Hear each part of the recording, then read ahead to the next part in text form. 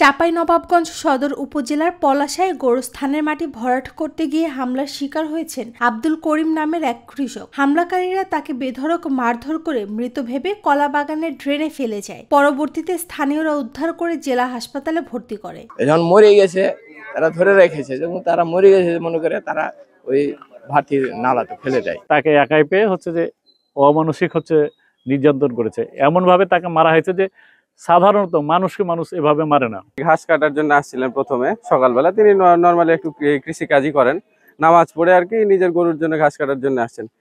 তিনি আমাদেরকে, যেহেতু আমি নিজে ওনাকে হাসপাতালে ভর্তি করায় আসছি, তিনার জ্ঞান ফেরা পর্যন্ত তিনি যে স্টেটমেন্ট দিয়েছেন তা থেকে বোঝা যায় তিনাকে পিছন থেকে আর কি আঘাত করা হয় বাসের বাড়ি এখানে।